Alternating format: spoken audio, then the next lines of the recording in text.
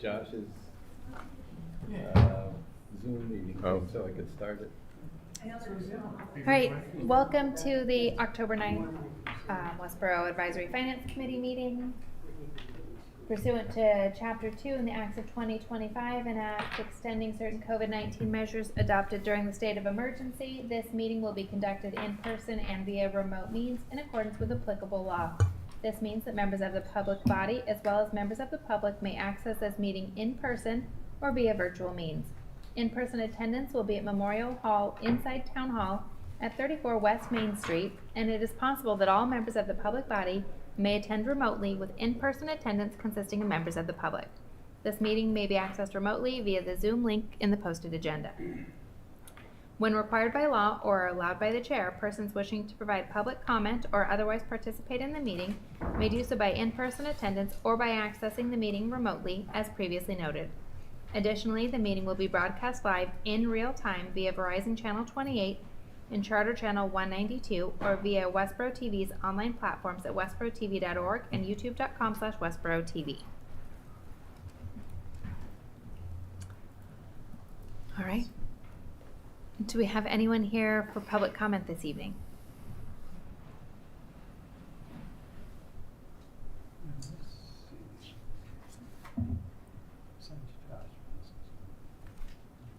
We're missing Josh and Beth. Oh, no, we got 7, 8. Okay. Yeah. So Okay. 7. Yep. All right. In that case, Christy, it looks like you are up first.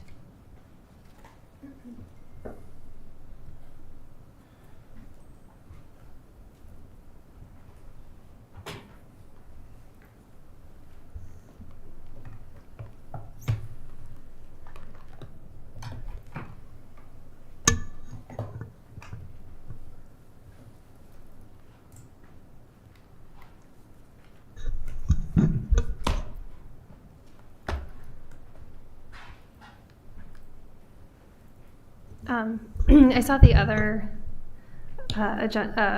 articles besides Article 3. Can I start with those? Absolutely. Okay. Yeah, I just put them numerically, Okay. not in any Okay. restrictive order. I'm just pulling up my warrant, but what's the, I know the petition article you wanted to ask about? Yep. So Yeah, we which one's that? had That's Article 10. Article 10. Articles 3, 8, and 10. So 10 Yeah. is the home rule rule. citizen petition one. Okay. And 8, there were some questions on the transfer, the 250th. Oh, okay. So, Okay.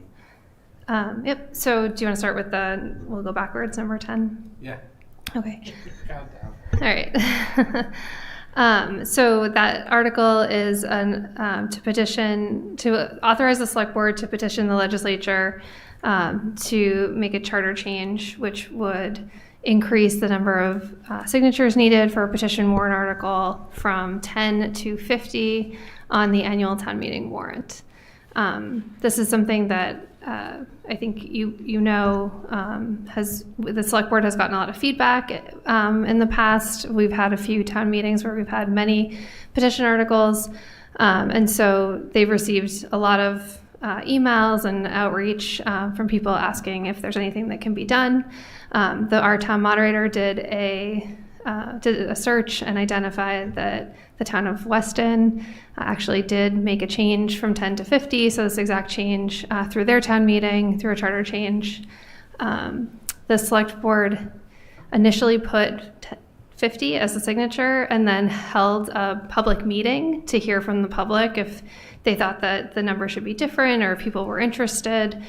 And ultimately, the folks who attended, I would say largely, were interested in that number or a higher number. Ultimately, the select board did keep the draft article the same, so keeping it from 10 to 50, and then did add language that said, or other number as town meeting may approve. Our town moderator noted that additional language might be needed if someone were to make some sort of amendment to change that number on the floor. But happy to answer any questions. I think we spoke to this before. I was just wondering if there was Good anything question. new or different in it. No? Yeah, Beth? One, whoever just talked wasn't actually talking into a microphone. And two, were there any people in favor of the lower limit? The current limit? Yeah.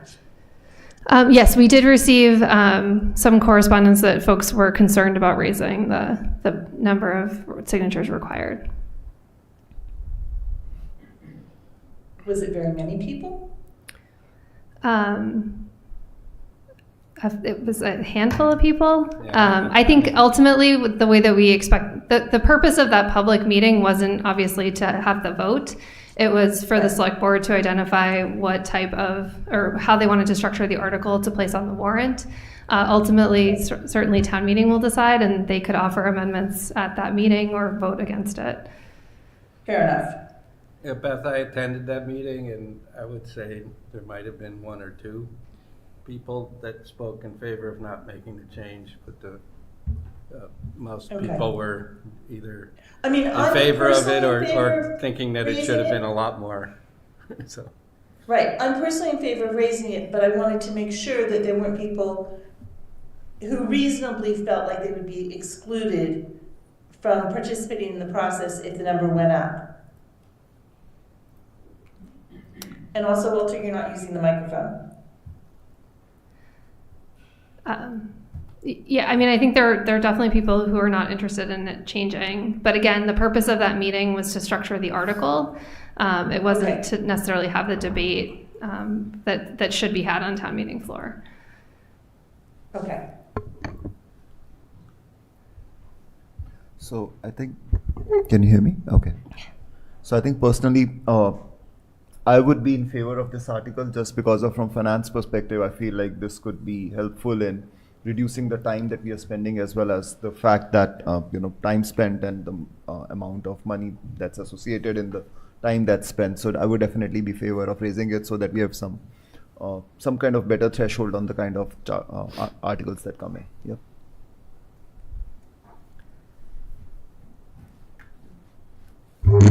you want to discuss it now or keep going? Why don't and we vote let later? Christy get through her 3 and then we can vote? That's what I'm just asking. Yep. Okay. All right, I think that is all we have on 10. Okay. So the next article is the 250th anniversary committee. So I spoke about this very briefly to you a few weeks ago, which was actually before the select board had established that committee. Since then, the select board has voted to establish the 250th American Revolution Committee. It's set up to have at this time 7 members. So we've actually already received 4 applications from folks who want to be on that committee. I think I had mentioned that this is a statewide effort to celebrate the 250th anniversary of the American Revolution. There are several grants available for these types of celebrations. I know our Economic Development Committee has talked a little bit about how they might get involved in bringing folks into town. So the reason that it's on the town meeting warrant is because the request is to transfer the money that's in the Westborough Spirit Committee gift account into this new gift account that has also been since set up by the select board. There's about $32,000 in that account. It represents surplus funds that were left over after the celebration of the 300th anniversary. Town meeting voted to move those surplus funds into this Westborough Spirit Committee gift account. Town meeting's vote was so that this stated that the intended use of those funds was to hold an annual event. The Spirit Committee has done some work but has not established an annual event. So speaking with the one remaining member, she was in favor of moving this forward. I know I was asked last time about any other potential use for the money. Town council has opined that it needs to be used for any purpose which is similar to the purpose it was gifted for. So the celebration of the 250th, he felt was in line. I think one of the questions was, could it be used for the July 4th block party? That also is a town celebration that would be appropriate.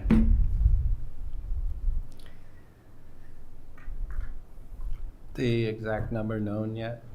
I have Put it. John on the spot here, just so we can make a motion if. Yep, I have it.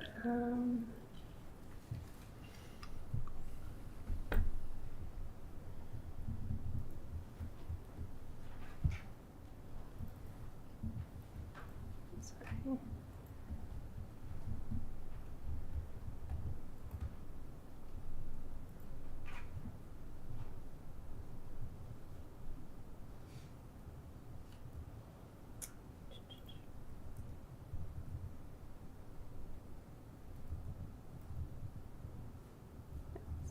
Sorry. I have all the motions.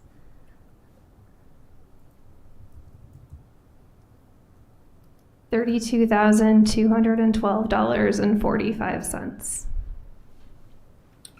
Okay. Second question would be, since there is a committee being formed, that committee could decide within, I guess for them, it would be within the scope of the 250th. Correct.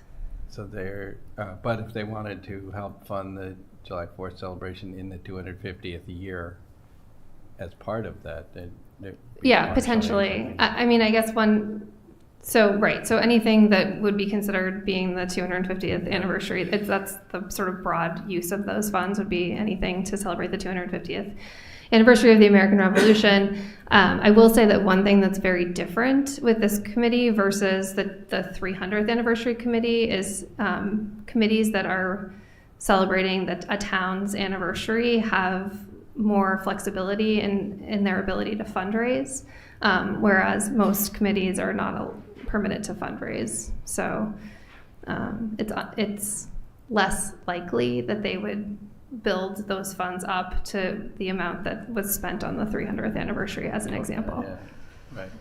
I mean, because I've heard people talk fireworks, but this money isn't even enough to do what we did last time, at least. Yeah. So, Yeah. So is the charge of this group to have a $32,212 event?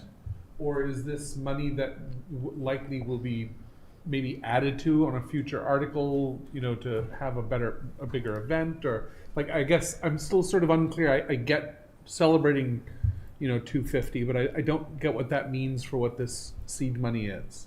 So I think similar to the 300th anniversary committee, we knew that we were celebrating the town's 300th anniversary, but did not have a schedule of events attached to the formation of that committee.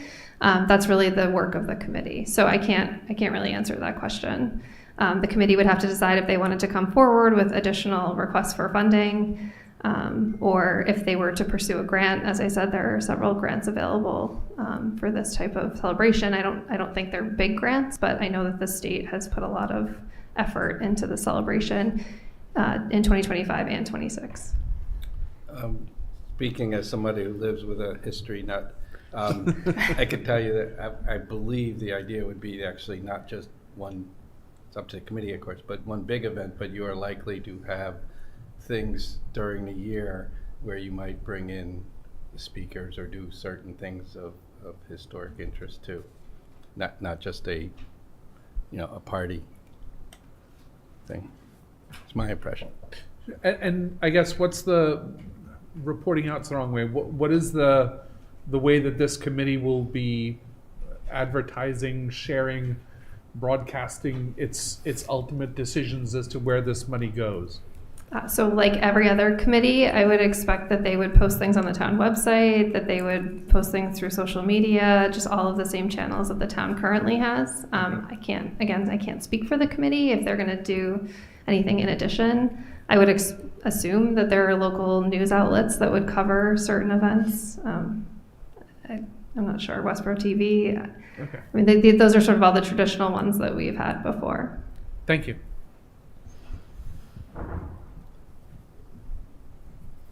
Any other questions? No. Great. Okay.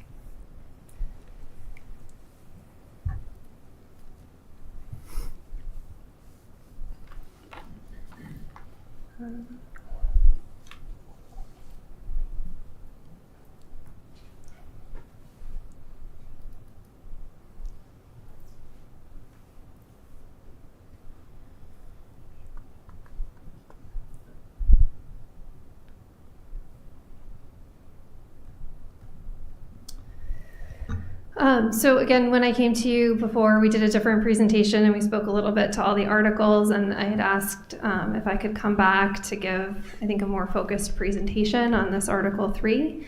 And I brought lots of friends with me that can help answer questions.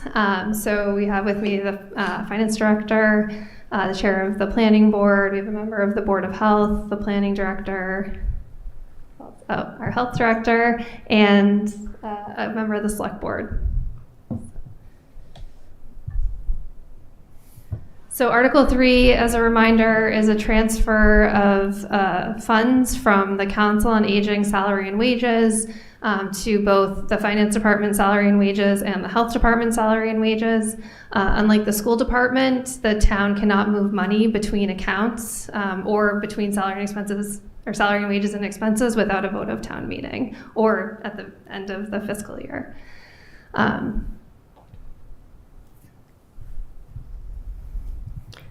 So I'm going to step back.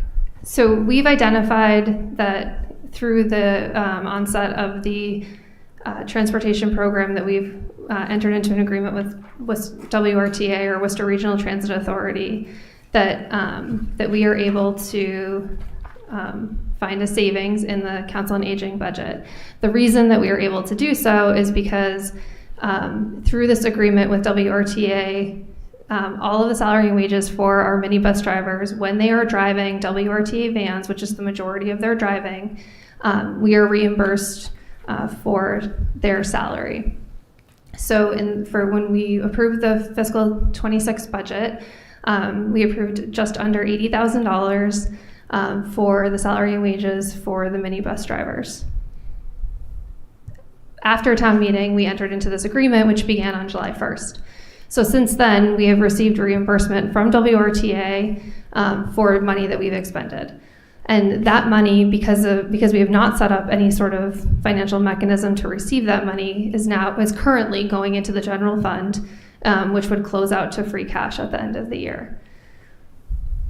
The article previous to this is to set up a revolving account. And the purpose of the revolving account would be so that we could receive the money into the revolving account and pay the drivers out of the revolving account, so we would not need to raise and appropriate or raise on the taxes the amount needed to pay the drivers.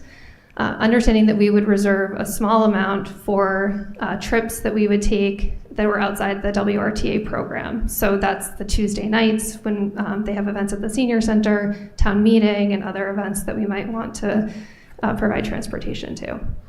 So the reason that these numbers are as low as they are is that once the revolving account is established, or the money's not available until the revolving account is established. Once it's approved at town meeting, if it's approved at town meeting, it has to go be approved by the Attorney General. And so this is assuming that these folks would be able to come on as employees beginning December 1st. But certainly we would need to get that approval before we move forward.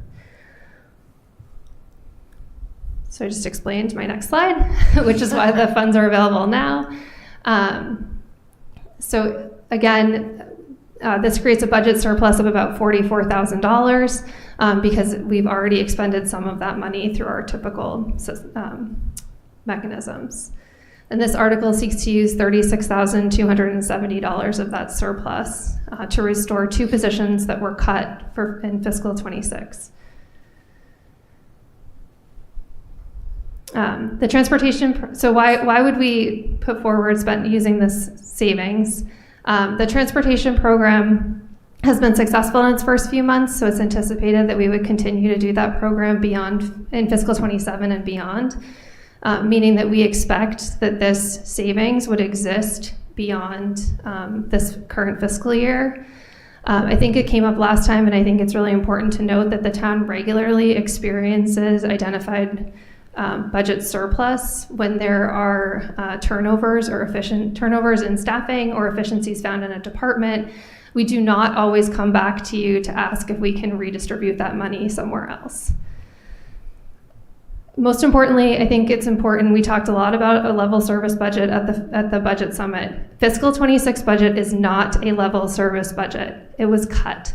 So there were cuts made in the school department and there were cuts made in the town department. We do not have offices open as much as they were in fiscal 25 because of the cuts that we made. And that is one of the reasons that we're coming forward asking for this redistribution. So the two positions that we are seeking to reestablish are the Board of Health Administrative Assistant.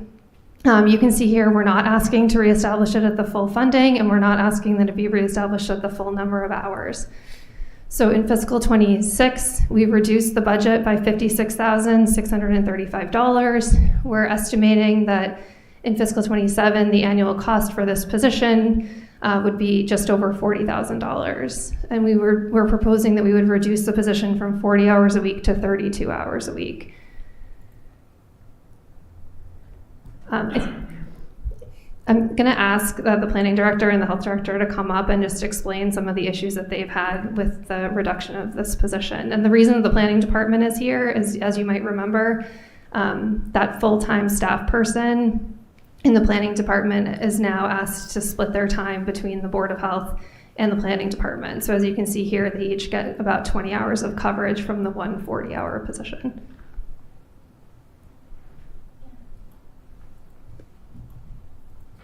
Hello, everyone. I'm Jenny Gingras, the Director of Planning.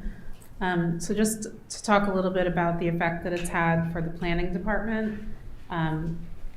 The reduced coverage has definitely significantly impacted our ability to operate efficiently and keep up with the pace of development that we're seeing. Right now, we have more than a dozen active development and permitting projects underway, and these projects are new businesses, new housing opportunities, all that result in increased tax revenue to the town.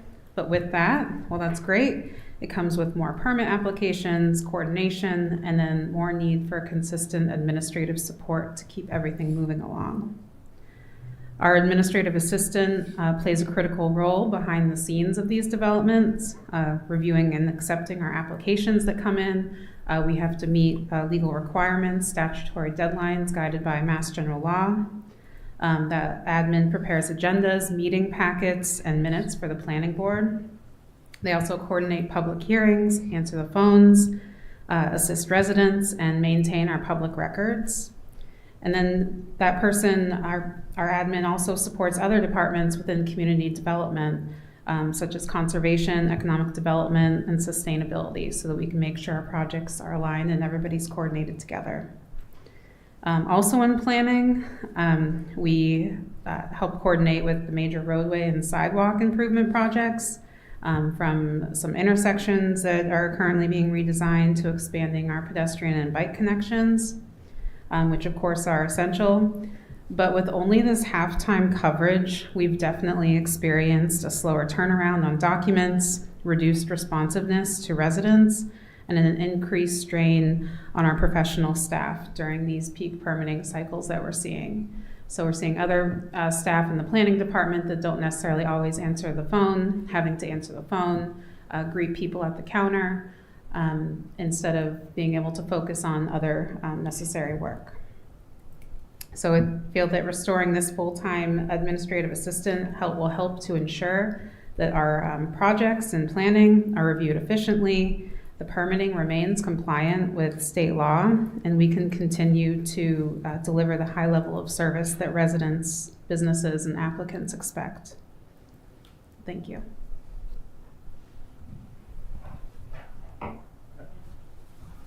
So I'm Nathan Walsh. I've been on the Board of Health for many years now, and have served as both the chair and also as a member of the board. And so what I've seen over my years here of service is that there's been a pretty drastic change in the department, as we've not had kind of the full admin staff that we've had before. And it's actually led to some serious problems that we've had to deal with. And so to start with, the administrative staff is more of on the public-facing side of the health department. They're the ones that are handling a lot of the people buying dump stickers and answering questions, from that front. They're also maintain the office hours that are needed so that when people need to stop in, there's somebody there. And what we've had to do is really shift the way we have our staff working, is instead of being out in the field inspecting restaurants or inspecting sewer lines or other things that they would normally inspect, they have to spend more of their time in the office, and that actually cuts down on what we can actually deliver. And it also puts a stress on the employees that were hired for their very specialized skills to then be doing sitting in the office, and has actually led to a little bit of problems within the department that I can sense. I mean, Jen might speak to this as well, but I worry that we might lose some of our health department employees, and that's going to actually create severe turmoil within the department if we were to lose any of our key valued employees, because it's a small department to start with, and they all are so vital. To talk about some of the issues that we've had, though, we routinely review our regulations. We, look at, making our, the prices that we charge for different services. We update those. And so we had to try to do that now without the help of an administrative staff.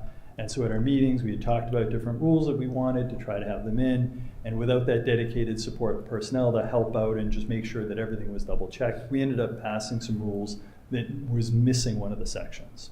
And so the net effect of that was that people were very confused about the cigar sales, because we had some special rules in there about there, and the paragraph about single cigar sales was completely missing from our regulations. And it led to confusion where then our inspectors were going out thinking that that rule was in there and that they shouldn't be selling single cigars at particular prices. And the businesses were very confused because they would go online and they'd look at the rules and be like, there's nothing in here about cigar sales. So there was a lot of confusion there. We actually had to have a very wide public meeting where we got to invite them in. We're still in the process of updating those rules to make up for the fact that these things have happened. And we've never had this sort of problems before. And it's this year that we're really just seeing these escalate to the point where it is negatively impacting our ability to deliver services to Westborough. So I think that the addition of the extra hours for the administrative staff is going to be important for us to just try to get back to where we were. Even during COVID, I was chair during COVID, and you can imagine how crazy things were at the Board of Health.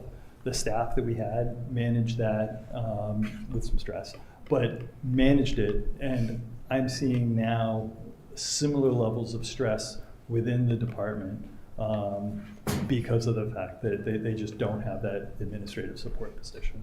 So with that, I'd like to have Jen maybe say some more words, and I can come back if you've got. Just to give you an example, last week we had a resident call because their child ate at a place that they thought was allergy safe. And so we got a call that this kitchen had signs up saying that they were nut-free. Well, come to find out, they actually weren't nut-free. The child ate the food and went into shock. So it's a roundabout effect where it will also affect your other services because, paramedics are called, police are called. A lot of times when we have tobacco or body works, police are also involved. I think it's just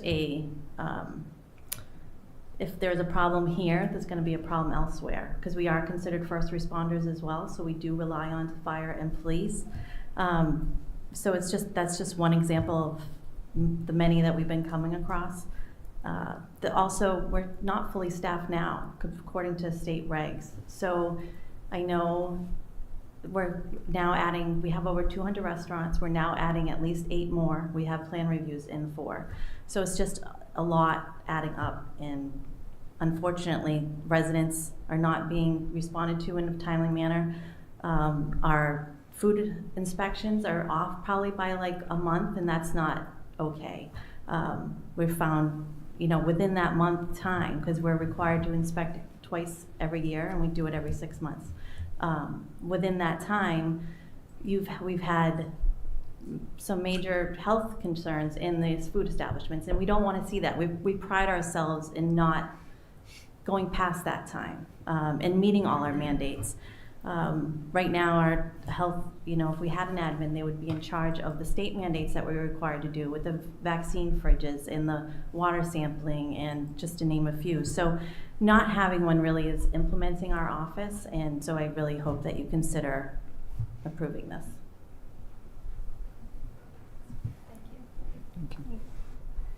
you. The other position that we're looking for restoration to a lower level is the treasurer collector's administrative assistant position. This was a part-time 25-hour-a-week position. The reduction was $32,671. If we were to bring this position back, our estimate for fiscal 27 is $25,000. We're proposing to reduce this from 25 to 19 hours a week, which makes the position no longer benefits eligible. And so there's a savings there as well. And then I'll have our finance director speak to the concerns that have been raised with that position. Thank you, John Steinberg, Finance Director. As you may or may not know, we've been forced to close the Treasurer Collector's office on Monday to the public. The rest of the staff is still there working. We have an Assistant Treasurer Collector, we have a Treasurer Collector, and we have a payroll admin as well. And that's the whole staff that we have. We send out 60,000 bills over the course of the year. And all those bills, whether they're paid online or by check, need to be processed and received. I always thought collections was easy, right? Very few bills come in that don't need some sort of research. You'd be amazed how many checks come in without the slip or without an account number or combining excise and water or aren't the right amount. It is not the majority of people that just go online and pay electronically. The people who most often come into the office to pay in person are the elderly. You know, they feel much more comfortable coming in. And oftentimes they come in not knowing we're closed, not remembering that we're closed on Monday, or that just when they get out and do their stuff, and they have to be turned away. And they read the sign on the door, and that's always unfortunate. We've gotten a lot of complaints about this, but the reality is that as it is, when you pull the treasurer collector out of her office or the assistant out of his tasks, things that need to be happening aren't happening relative to the posting of payments and the processing of our funds in as timely a fashion. And that's a problem. I mean, they're the ones that manage the money in coming in. The other side of it that we've run into a real problem with is the access of immediacy. When someone has to pay a final water bill and prove that they've paid that water bill for their closing and they come in on Monday to do it, they can't do it. They've come in, they've walked up with their final bill, and they have to leave. And that might postpone at times their closing that they're supposed to close that day or the next morning because they can't prove that they've paid off their final water bill. We have people who haven't paid their excise tax or moved, and they have a hold on their license or registration. They can't renew because they have an outstanding excise tax bill. If they come in and pay in person, the treasurer collector's office can release that immediately, and they can head to the registry of motor vehicles and renew. If we're closed to the public, they can't do that. The other admin that we have there processes payroll. And you can only imagine how difficult it is to process payroll for the entire town when you get interrupted to have to answer the phone or go to the window. Now, some of these tasks you'd think, well, answering the phone, anyone can answer the phone, right? But when you're doing a task to stop and do what you have to do and be interrupted, it makes it much more difficult to track what you're doing and sometimes need to start again, which only makes the accuracy and inefficiency worse. So, I mean, it's difficult with a 19-hour position, but I think any time that our staff can have to focus on the important jobs that they do is important. I'm happy to answer any questions.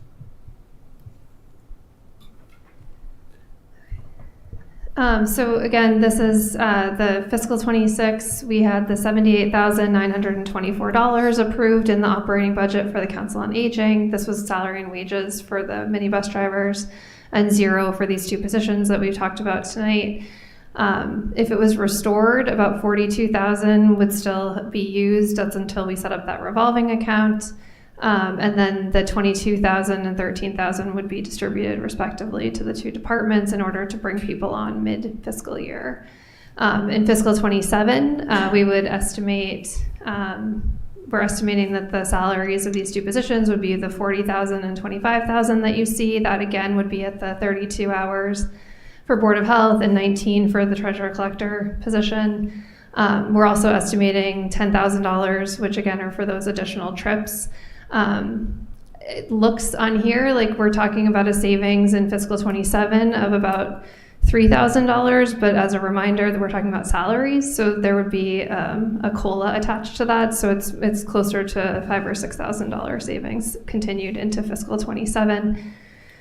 I think the last point we wanted to make is that Westborough is growing, and so these are a bunch of statistics that I pulled from a few different areas. Westborough's population will grow approximately 7% between 2020 and 2050. Similar to Worcester County, Westborough's been growing between 2012 and 2022, though at a pace of 16.4% faster than the county and the state. And then really interesting, Westborough's ranked second in the number of workers entering it for their jobs. 95% of our workers in 2021 came from the outside.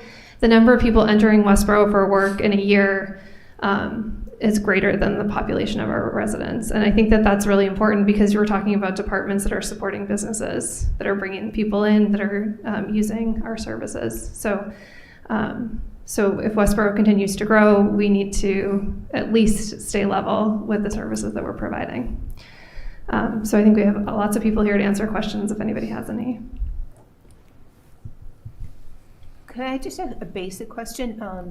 Where I'm new to the organization, the size of the planning organization and the health department, can you just give me relative size of number of people, Sure. employees? So for the planning department, we have the director of planning and an assistant, and then the administrative assistant, so 3. Right. And then Board of Health, we have the public health director, the health inspector, sanitarian, and admin, so 4.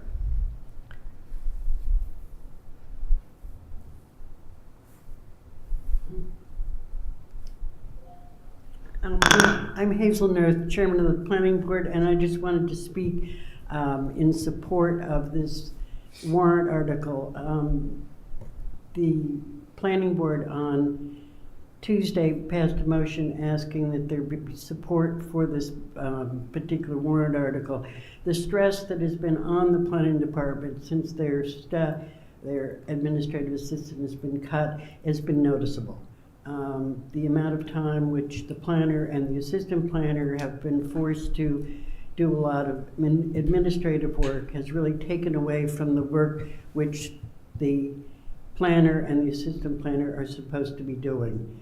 And so I really would ask that you approve this and support it, as the planning department is one of our most important departments, and it is one of the ways that we bring revenue into the town and support the things that are going on. But we can only do this efficiently and effectively if we have full staff, which includes a full-time administrative assistant. Thank you.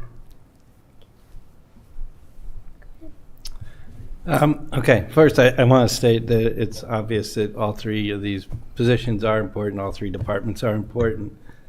But the question, I guess, or where I see a quandary is, last spring, when we asked that we reduce the budget by some amount, we didn't make the choices on where it was done. That was decided.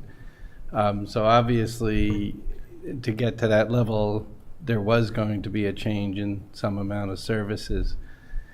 What concerns me is moving into next year, having had the conversation both here and at the other meeting, is that it's not clear to me that we can continue to do step plus COLAs and keep tax increases at a, I would say, acceptable level, at least from my gathering from this board, because COLA is 2%, cost of living is 2%, sorry, the steps are about 2%, it's 4% before you get to kind of anything, and as we've discussed before. So the concern I would have is if it's not sustainable, we have to start doing things therefore differently, or yes, you can only come to town hall on 4 days a week, or you can only do this 4 days a week.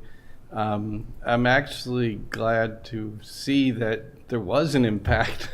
It's important that if this was a change of staffing and we didn't see an impact, you weren't getting complaints, that means it wasn't necessary. So, I mean, I think it's very good that it's bad that we don't have the service, but it's good that it was felt, because it's hard to find these changes. So that's where I'm worried about, if you put these in, are you taking them back out in 6 months from now when we go through the budget and look at the numbers? I mean, that's, I guess, my main question is, yes, these are important positions. There's lots of important positions, but how do you balance all this? So I'll try to answer your question. You don't have to be Solomon, but I think it's a tough your question. point about steps and COLAs, I think I would respond that not every person is continuing to be in steps or steps every year. So it's people are compensated as they learn their job.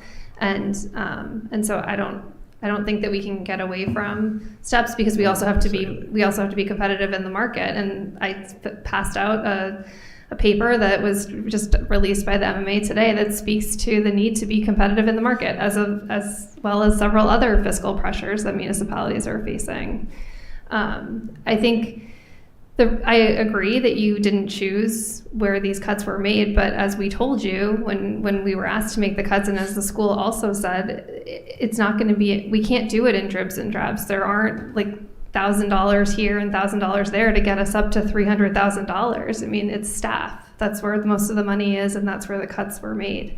I just want to reiterate that we wouldn't be asking for this if we weren't going to be able to maintain the $301,409.92 that we were asked to reduce. We can, not only do we have it available in this fiscal year to bring it back, but we can continue it over the next several fiscal years or and beyond, because we have this mobility management model. And I think that that's really important, because we're not coming and saying we found $5 and we want to spend it. We're maintaining the reduction that we were asked to do, and we met the reduction request to the penny, and we would continue. Actually, it would grow a couple $1,000s. If you look at the list, because you made all those cuts of 300,000, where have there been other pain points that you would point to? I would say the lack of the management analyst communications assistant in our office is difficult. These two were the top priorities. So when we became aware of this opportunity, these were the highest priority. Maybe your next question, or maybe more interesting answer, is that there are several of these that we're not going to ask to come back. We have no intention of asking for, I guess I could say, the youth and family overtime, the Harvey Building maintenance, the Council on Aging board secretary, the substitute minibus driver funds in the Council on Aging, the plumbing and gas inspector at 25 hours is, we had some changes in that department, so we're not coming back for those additional hours. I think those are the only ones that wouldn't potentially be pursued in the future. I'm on camera, so I don't want to say we're not going to ask for something that we might ask for, but those are ones that we're not going to ask for. The management analyst is difficult not to have, because it did offer, like, we had a civic leadership academy that we can't offer right now. We were doing a lot better with our communication. We're trying really hard, but that position was in charge of it.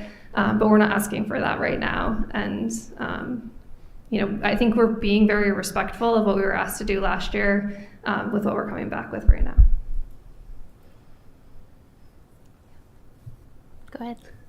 I, for one, would stridently support a 7% increase over our 2020 budget for 2050.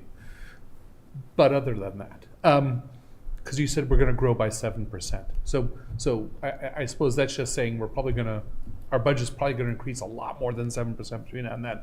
But with regards to what we're talking about for the scope here, I think that the opportunity that presents itself, and I'm in favor of bringing this money back because we've tried, but I think there's two thrusts that I think we need to think about how we can improve upon, and it's going to pivot to a question to the team here. One is, we've talked about how we've heard feedback from people that there's pain and there's difficulty, but what we have always struggled to as this town to do is to put a hard number on things. And it doesn't have to be a hard, perfect number, but our own finance department wouldn't settle for an increase of a lot or many. So I would love to know that we are building the right systems to capture where we try things, we get feedback, and we can then help prioritize. Because anything less than that is just anecdotal. God bless it, anecdotal. But I think that there's an opportunity, especially if we're going to start asking our town to feel more pain in changes. The way we will succeed best is if we have a way to get feedback for that and be able to address these opportunities, where they're the most painful. So that's one opportunity. And the question that I have to pivot back to the group here is, I know very little about the actual details, and thank you. You brought to life the pains that are in these individual groups. But I think about something, and it's super easy because it's the easiest thing I know. It's super easy for me to imagine something like managing the passes for the dump and getting those passes. That's the kind of thing to me that could be handed off to anybody who's standing at a window that's open somewhere at some point, that could then be handed back to the right group, when the paperwork is done. So my question to the teams here, and it's a bigger question, is are we being asked, are you being asked, the people who know this stuff best, being asked to think about ways that you could stand up getting some support, admin support, front window support, whatever you choose to call it, in a way that you could hand off the work and get it back? Not all of it, because having the professionals do this work is just unacceptable. But I think that having a mentality where we're finding ways to handle off parcels of work that can be done in a window and come back to you, I think is an opportunity to reduce, administrative without cutting face time to people. I think the challenge with what you're proposing is that it assumes that we have folks who are functioning as like a receptionist who don't, and I think one of the reasons we wanted to make this presentation and we wanted to bring the actual department heads is to illustrate that these administrative assistants are not just receptionists. So they're not just answering the phones or selling a transfer station sticker, as an example. I think Jen's up here and she's probably going to tell you, so I'll steal it from you, is that she does have senior tax work-off folks working in her office, but because that's not the only role, and they do that when they have an admin there as well, and that's obviously a mutual benefit for the folks who are able to participate in the program and then also to take that responsibility off. I think what you're suggesting makes a ton of sense. It's just that we don't have other positions. I mean, I could come here and I could give you a slide for the administrative assistant in my office, and you would understand that her role is far beyond answering the phone and receiving folks. So she doesn't have the capacity to take on the responsibility of others. And I think that we show that in the fact that we are, you asked earlier how many staff we're talking about in each of these departments. I mean, we are lean in our staff. I think that maybe that speaks to the need to stand up people who can interface with the customer's way. So, and I'll say, add a position. Perhaps ones that's serving much larger areas, but you have to be able to support that technically with having the ability for them, because we talk about answering the phones, and I think that is possibly the worst possible example to give, because answering the phone is super easy. It's answering the questions that they're asked is the hard part. And answering the questions is how you start building the systems to support people who are at the front lines talking to the people that start tying things together. And that's not an answer for now. That's not an answer for this year. That's an answer for a strategy to build a system that allows us to have people who can get those answers, not just answer the phone, but answer the questions. But I guess I'm confused because I think what we were trying to illustrate is that Mm-hmm. the folks in these positions are well versed in the work of the department, the requirements, whether they be statutory, regulatory, just the requirements in our locally. So I'm not understanding. Are you saying that every department should be able to answer every question? No, Okay. but I will say the fallacy of everybody needs to be well versed on everything is that, and this is me knowing very little of it, is that something like managing the dump stickers, it doesn't take a lot to learn that. And I'm not saying that, I'm saying that's one tiny little portion of one tiny little office doing one tiny little thing. But certainly the people running the offices, if they have a strategy for finding ways to try and support how work can be parceled out, not all of it, not certainly specialists aside, how can some work be done to support groups and stand that up with administrative support? And is that even a strategy for what we're trying to move towards, potentially? I'm still Maybe not. confused because yes, the transfer station thing is that difficult to understand or to learn? No, it's just I feel like you are continuing with the idea that there are other people who have additional capacity that can do the work of other departments. So I don't know if you understand it differently. No, I understand, and I think that's a good point, is capacity. Mm-hmm. You know, that's really, in many ways, what it's about. The example of the dump sticker is just one thing. Exactly. These offices are very specialized, and it's hard to compare it, almost impossible to compare it, to the private sector that might cross over from company to company. Each department is specialized unto itself. Now, you could have a phone system that someone could call and get at and push 1 for this, 2 for that. Yep. And we've done that in the Treasurer Collector's office to try to offset many of the questions that should be asked of the assessor's office, right? But a lot of people hear that and hang up. Now, that's one place that you can better distribute calls. But understand that you hit it on the head, that the difficulty is not picking up the phone and answering it. The service comes after you've said hello, right? And the questions that you get are detailed. And so then you have to find someone with capacity and knowledge, specialized knowledge within that department, whether it be the Board of Health, Planning, or the Treasurer Collector's Office, to then answer those questions. And it can't be done in a centralized way without additional staff. Again, these are very specialized offices that's unlike other companies with more depth, where an admin from one department to another department or one company to another company might be more comparable. It's very specialized. You couldn't take a staff member from the finance department and put them in the Board of Health and expect them to be able to do anything but pick up the phone and maybe sell a dump sticker. But most of their time is consumed by not doing that stuff.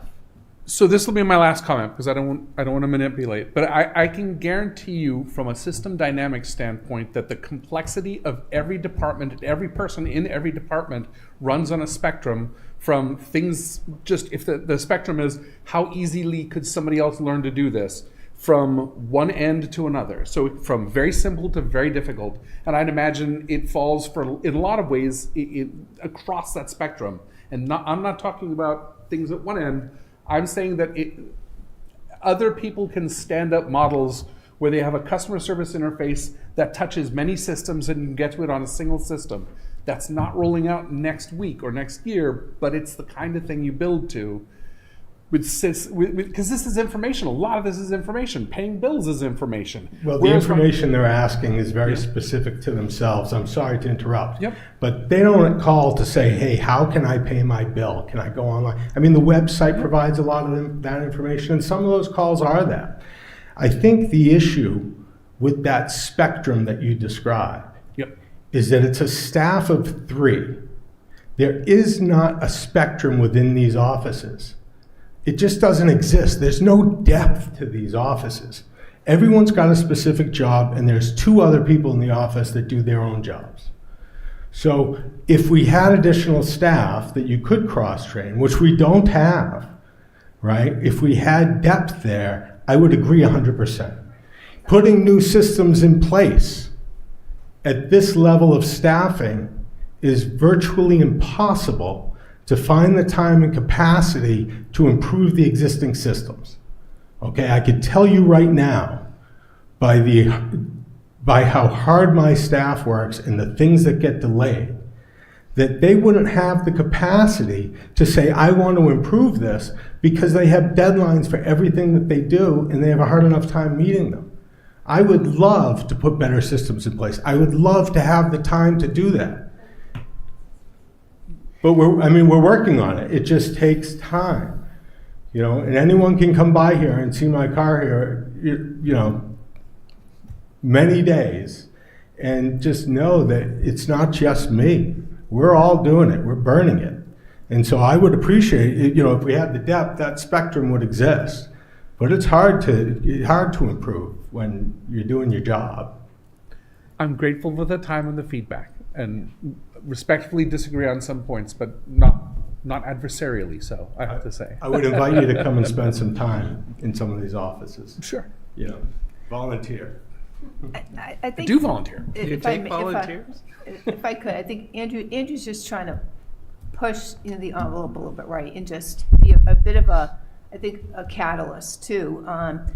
I think when we think, and I'm thinking, you know, this is small dollars, right? But when we think about going into next year, that's where I get heartburn, because this is like the tip of the iceberg when we go into next year, and if we find ourselves in the same sort of situation, looking for proposed reductions, right, that probably or possibly could provide more hurt, right, or more pain points. And we're not going to get out of this unless we start to bring more revenue in, right? There's not, because it's either bring in more revenue, make more cuts, or push more, you know, and ask the taxpayers to pay more dollars, which I'd be vehemently against. So I think this is just a tip of what potentially could happen again and again. So, and that's my perspective on it. I think, you know, Andrew's raising really good points around, you know, when you're right in the middle of working, right, you're up to your eyeballs and you can't think anything differently and you can't do anything more efficiently or differently. And sometimes sometimes you can step back a little bit and just say, hey, maybe there is a way to do things a little differently that could potentially create more efficiency or savings, or reduce the stress in the organization and the number of hours that certain people are working as well. Yes, I don't think that that's what John meant, that we don't think about our systems and do things differently. At the budget summit, as an example, we did put up a whole slide, and we did last year as well, of things that changes that we've made, merging with other communities, doing through regionalization. This transportation mobility management model is a direct example of thinking about things differently and finding ways to improve. So, and I agree with that, but that proposal was brought to the senior director 5 years ago, and she turned it down. And I am so delighted that we adopted it. I know for a fact it was brought, because I know who presented. Okay. But it took too long for us to adopt that. Just on that one point, I beg to differ, because I know the background on that one specifically. Well, I guess but right just now the we're timing reaping of the it doesn't mean that benefits. it's not still beneficial. So It's I don't know extremely about what you're beneficial. speaking to, but it's still beneficial that we did it, and we've done. I can put up this other slide. So we do think through other ways to do things. I don't know. And in terms of raising more revenue, I would encourage you to read that policy document that I passed out, because towns are very limited in our ability to raise revenue. There's not ways to get. We can't fundraise. We can't set up, you know, things that private companies can set up. We are very, very limited in our ability to raise revenue, and it speaks directly to that. So that would be great if the state would give us more levers to pull in terms of raising revenue, but Or we we don't look have at them. different development, different economic development. Oh, sorry. So Terry, you're saying that you know, these initiatives that people look for to try to do things better, more efficiently. The Board of Health in the past has had some capacity to do things like with a regional health nurse that serves several towns. We've had the ability to kind of seek those out, enter into those you know, discussions and arrangements. we are so tight right now that we don't have time to even explore any of those options. And it's part of this, you cut down, as people were saying, if you cut to a certain point, you have nothing left to then try to make efficiency gains. And it's important that you have some of that bandwidth so that you have ability to go explore where a regional group might be able to lessen the burden on the town for certain areas. But if you're just trying to get your job done, I mean, I've seen the staff that works here, and they don't have the bandwidth.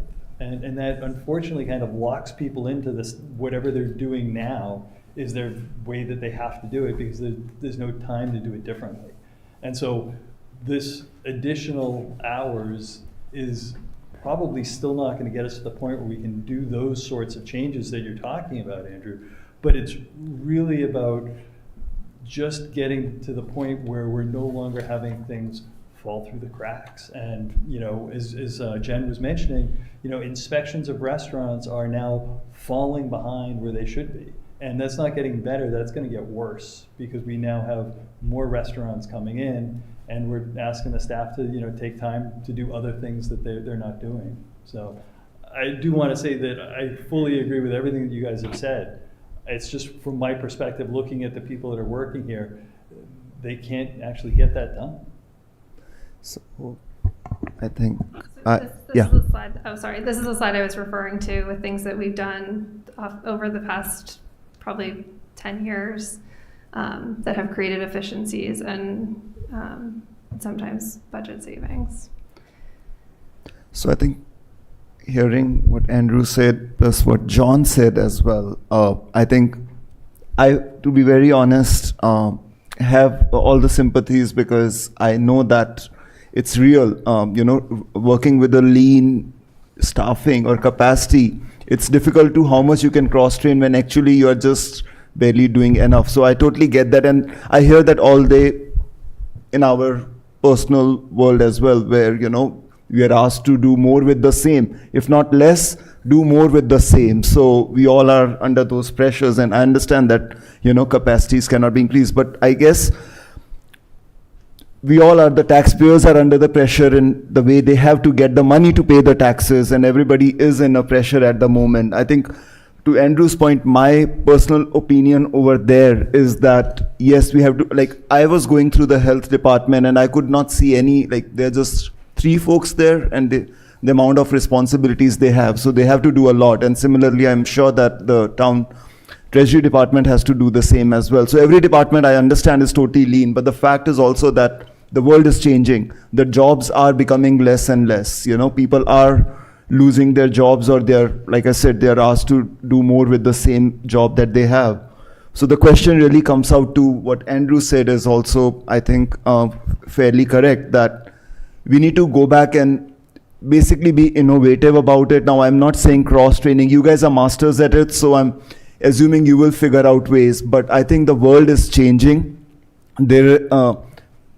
I'm not suggesting any ideas, but the fact that we need to, just a very basic example of the way we need to look into is, we got a very nice portal built few years back, which offers permitting as well as which offers you to do, your tax payment as well.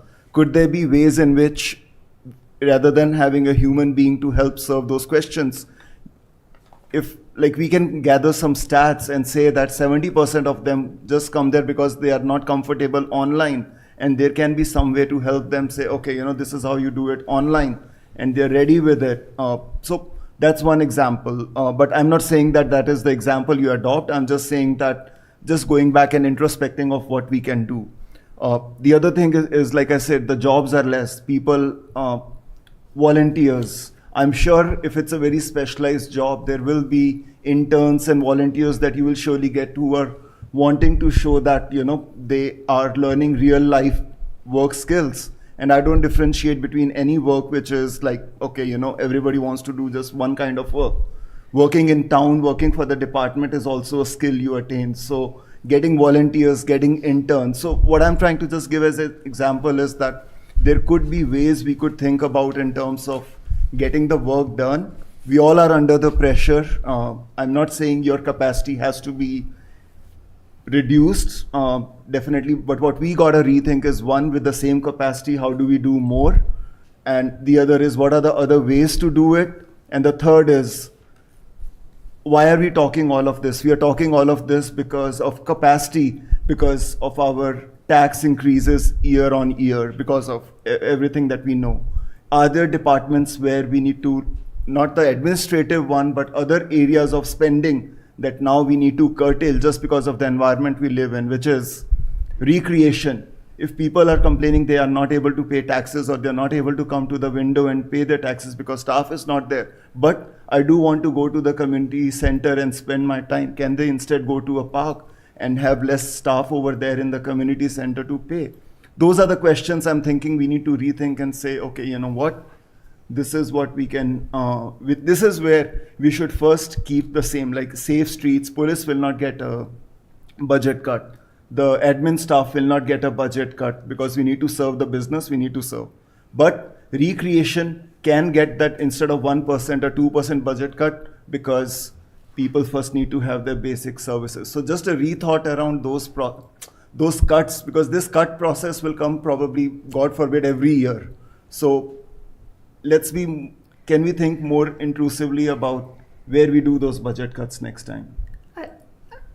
Yeah, but you know what, on that point, I think that you also need to have funding associated with the analysis that needs to be performed to support asking sort of these data-driven questions. But while time is being spent to perform that analysis, we still are not meeting sort of the acute needs as outlined just now with the presentation. And I think on a practical basis, while it would be good to determine how to streamline, how to be more versatile, and ultimately do more with less, but I think that doesn't happen in a vacuum. That itself requires time, money, and resources to create those processes. Meanwhile, concurrently, we still have the need because the analysis isn't complete. So I think that brings us back to square one, which is where the presentation started, that there have been a lot of funding cuts, but some of these must-have resources must be funded, because we do not have the benefit of analysis right now that would allow us to fill the gap, if I may say it that way. Does that make sense? So I actually think that we will have to find a way to support obtaining the resources that have been requested, or make a recommendation in that regard, and acknowledge that there has been a reduction in the hours that are being requested, and additionally a cost efficiency was maintained where benefits don't even come into the picture because of that reduction in hours. But ultimately, we do not have any other alternative right now, because the analysis that you're talking about, Prashant, has not been performed, and it takes time. And so unless we say, hey, we just do not provide these services whatsoever, we will leave this gap while we perform this analysis, for which no specifications, requirements, or anything has even been defined to begin with, then that would be an approach. But I think that that's a little unreasonable. So I would recommend, I think that we need to very seriously think about how these resources might, with these transfers in funds, how we might support the obtaining of these resources. So I do just want to add that a staffing study was done a couple of years ago that didn't just create a list of additional staff that we needed, but identified opportunities for efficiencies, which we have almost entirely implemented. So that report is on our website and fully available. We've done some additional things like I've put up here. I do think that, to points that were made earlier, we do run lean, and we are always looking at better ways to do things. I think that you have seen that in sort of some of the innovative things that I think we have brought forward over the past several years. I do think that this idea that we're going to just cut budgets that come forward is just something that we need to be really concerned about, because I completely understand that an increase in taxes is impactful to the resident. Completely understand it. I'm a resident of my town, same thing. Like, I completely get it. But the reality is we are a desirable community and we are a growing community. And if we're going to cut away budgets, we're not going to be able to sustain it. We just can't, it's just not possible. You talk about recreation, and it's a good example. It's certainly discretionary. We could eliminate the recreation department, and it would save us, I don't know, less than $500,000, because the taxpayers only support probably like $300,000, because the taxpayers only pay to support the full-time employees, and everything else is fully funded through the programs. There's other things that are totally discretionary that we could eliminate, but they're services that our community has asked for and uses. So, yeah, I mean, I just want to add, since we mentioned, I think just to be clear, I'm totally acknowledging the fact that we are already lean, and like you also mentioned, that we have adopted the best practices or the recommendations that were told. I think so. I totally acknowledge the fact that the staff is already working at the optimum limit that it could possibly, with minimum possible. I think my recommendation is not really on the staff. My recommendation is more on a relook at the spending that we are doing. I think as a town, if there are services which are administrative services, there are also services which are more of, the like recreational benefits that we are providing. Like, for example, I'm just quoting for the sake of quoting it, but like a dog park, or maybe like a swimming pool as an example. Like, is it a must-have? Is it a nice-to-have? Is it something that, in the era of few years of budget cuts, can we really survive without it? That's the kind of thing we have to think about. That's all. I'm not talking anything about the staff. I think I'm just talking about the fact that how much are we spending beyond the staff itself. That's what we need to think. I think on that point, though, I was just going to quickly finish off. I think that it's helpful if we stay in scope. I understand where you're going, Prashant, and those are great points to make. But right now, we have to figure out the recommendations. And I'm just saying, sometimes I see acute needs sometimes get sidelined because we get into some kind of analysis paralysis. And I just wonder if we should be thinking about, number one, how can we support the gap presented to us just now, and the corresponding fund transfers that may need to be made to address those staffing shortages. And then once that acute need has been addressed, then we may want to initiate the type of analysis which would be more long range and would look at a broader suite of efficiencies that could be introduced, if that makes sense. Because my concern would be, are we winding up in some kind of circular analysis paralysis where we're still not, contemplating what's at hand right now? So I'd just like to say that I appreciate everybody coming tonight, because the last time we discussed this, we really didn't fully understand the value and impact of those changes. Was it okay? So it's closed. The window's closed for Monday. I come back the next day or whatever. And I think you've done a very good job presenting the impact of those positions, the importance of the positions to the different departments, which was information we really didn't have as much during our first discussion. Hopefully this provides people at town meeting that information, and also however you would present this at town meeting improves that too. But yeah, to bring us back to what we're supposed to be talking about with the time, we really should be focusing more on the item of tonight, not solving the entire financial issue. And a question specific to that. Are there any other, I know it's early in the budget year, but are there any other departments that look like they might be running under budget? Whether they have open headcount or, change in need or change in any responsibilities, anything? Uh, Where you could fund this through versus taking that one savings? So any department that we have vacancies in, I would say that there will likely be a surplus, not knowing who we would hire, because we potentially would hire them at a higher salary than their predecessor, depending on their level of experience. How many open positions do we But have?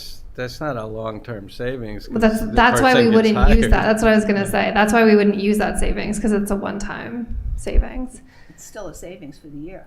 Right, but then next year the budget's even higher because then they fill that position, these positions are filled. And Right. so here they're taking a long-term savings to fund positions as opposed to next Long-term. year we would have, Well, this would just be a left pocket, right pocket. In as the opposed to if future. they used one-time savings, it would just be an overall increase rather than. Right, right. So I don't know exactly how many positions we have open. We have one position in the finance department. We have a position currently in council on aging. I'd have to pull up So a the handful, website. probably. Yeah, I think maybe a few in public safety, in the public safety departments and DPW. Yeah. Didn't we get A the full dozen. staff in the finance department? What's that? I thought we were at full staff finally, or no? We do not Somebody currently left? have a town accountant. Oh, She left. sorry. It's a sensitive subject. I I hope I assume wasn't John the doesn't cause. want you to bring it up. I hope I Just- wasn't the So are cause. we wrapping, do you want to I wrap did want this to bring it up? up because if anyone out there is a town accountant and they're interested, We need one. They won't please have call it. us. Yeah, exactly. Yeah, do we have any other questions specific to these transfers? Okay. No, thank you for bringing all you. the support. Thank you. Thanks, Christy. Thank you. All right. For some planning talk. Yep. Zoning. Now we have two planning. Oh, just one planning 14. now. Just Article Well, 14. She might want to just tell us what on Article 6 what happened. That is true.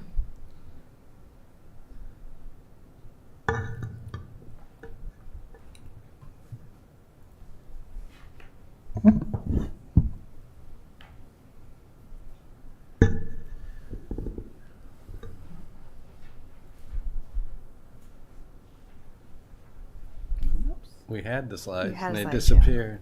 There it is. Must get shared to the wrong screen or something. That's weird. Almost like going to a different screen. Yeah, maybe it's doing a screen share. Try.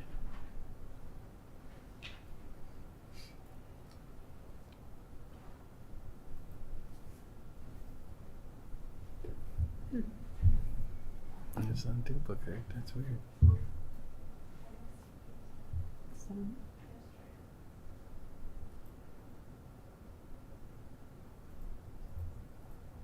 It's a cool picture though. I also like the slide. Like the background on the Oh, there we slide is go. bright and cheerful. yeah, Yeah. thank you. True. Okay, so speaking of bringing in more tax revenue, one of the ways that we do that is through our zoning. And in Westborough, our zoning has definitely needed a lot of updates and has gone through a lot of updates in the past few years since I've been here. All positive things.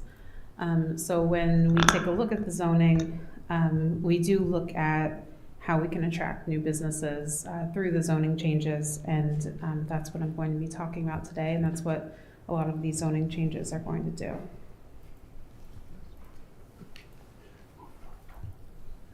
Okay.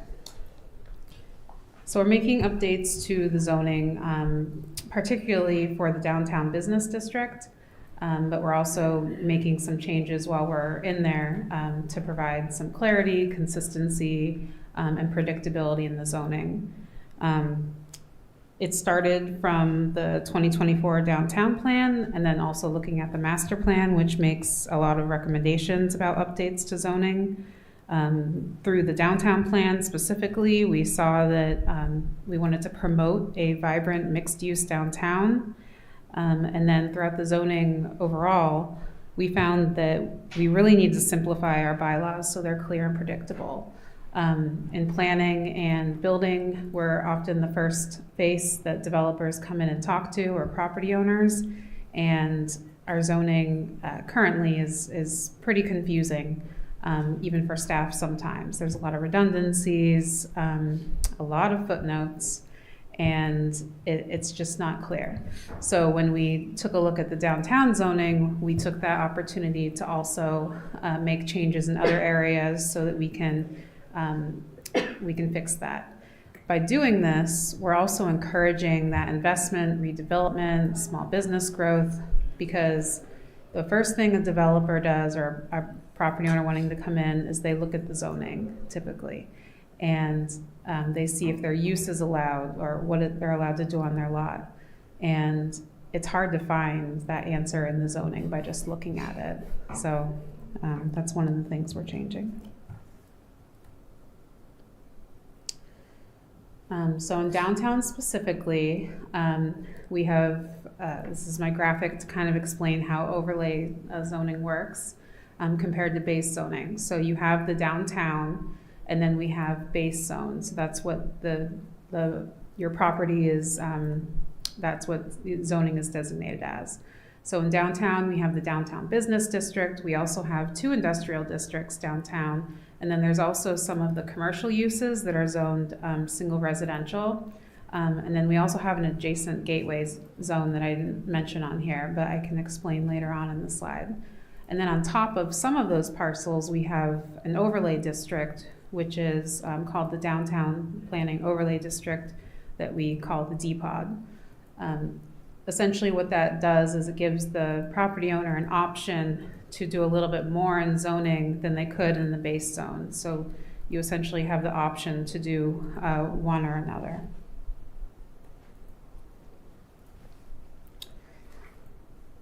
So what we're proposing to change is to simplify it. We're proposing to eliminate the overlay district, the DPOD, and create one base zoning district. By doing that, we're also revising the use regulations to support more retail, restaurants, creative spaces, and mixed use. We're also updating definitions that reflect today's market and community priorities, so we're really modernizing a lot of those. And then we're also amending the zoning map to include some adjacent parcels that already have a commercial use and are downtown but are zoned residential, so they're really limited on their opportunity. And essentially creating a more cohesive and consistent district that's easier to plan, easier to review, and easier to invest in.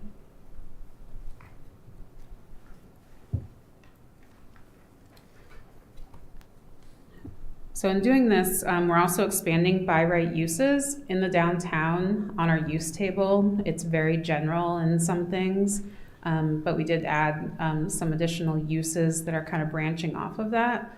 So we're also expanding those uses to be by right.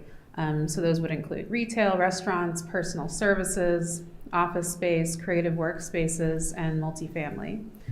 We're also creating a mixed-use residential commercial, which would be allowed, and then also making it more clear on what requires a special permit and what would be allowed by right, so not a discretionary permit.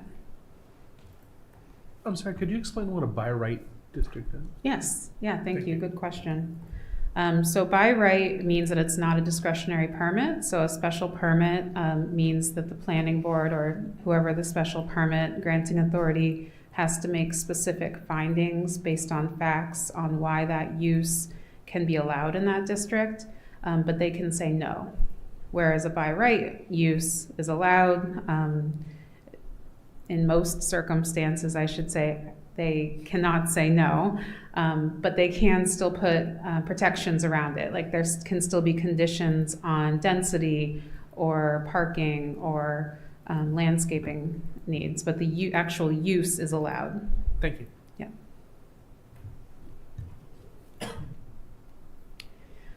So we're also making some changes to the dimensional standards in terms of how it looks in the zoning.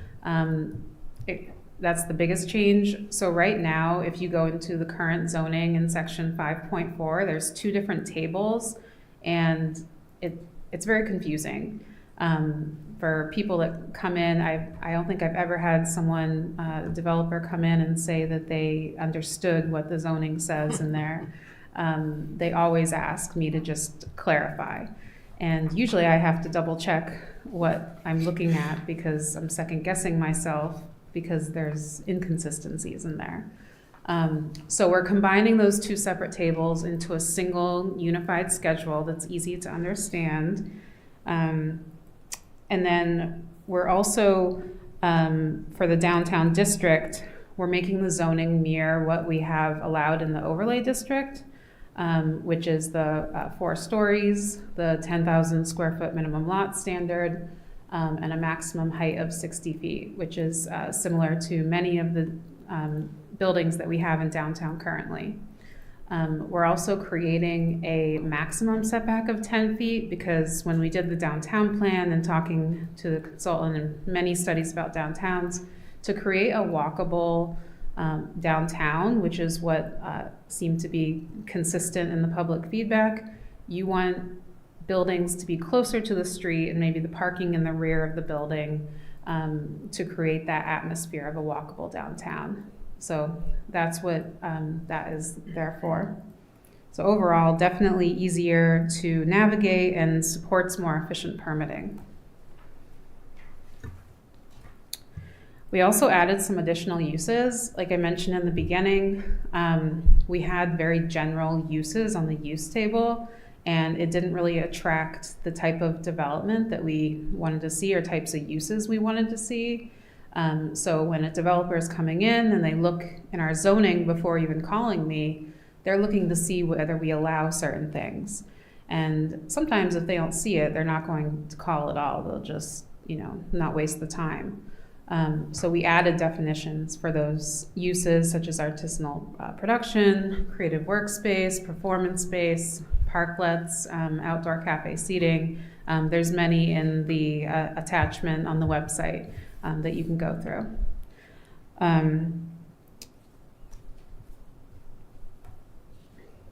So the key features of the district, just to emphasize, it's definitely allowing greater flexibility for commercial uses. We want to see that creativity in a development coming in instead of requiring the same type of project each time.